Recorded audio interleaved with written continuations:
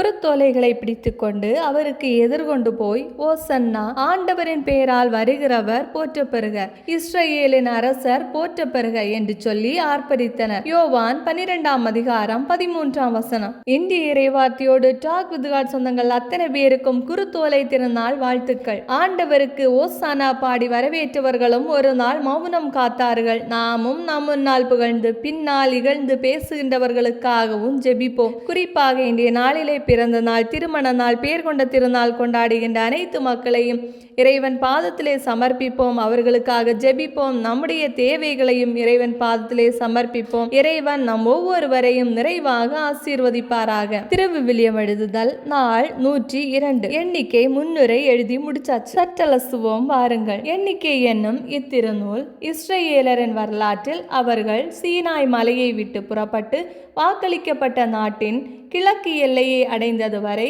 40 ஆண்டுகளாக நிகழ்ந்தவற்றின் தொகுப்பாகும். சீனாய் மலையினின்று புறப்பட முன்பும் யோர்தானுக்கு கிழக்கே மோவாபில் ஒரு தலைமுறை கடந்த பின்னும் மோசே செய்த கணக்கெடுப்பின் காரணமாக இந்நூல் இப்பெயரை பெறுகிறது. மேலும் காதேசு பர்னேயாவில் இஸ்ரவேலருக்கு நேர்ந்த இன்னல்களும் அம்மக்கள் கடவுளுக்கும் மோசேக்கும் எதிராக செய்த கிளர்ச்சியும் இந்நூலில் விரித்துரைக்கப்படுகின்றன. ஆயினும் கடவுள் மக்கள் மேல் அக்கறை கொண்டு அவர்களின் குற்றங்களை பொருட்படுத்தாதது அவர்களை ஏற்றுக்கொள்ளும் அன்பையும் இந்நூல் எடுத்து காட்டுகின்றது.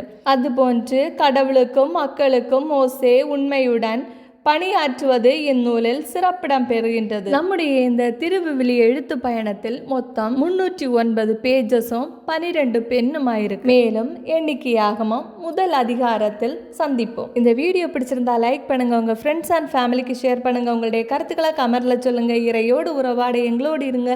மீண்டும் சந்திப்போம். அன்புடன் உங்கள் ஷீபா ஜோன்.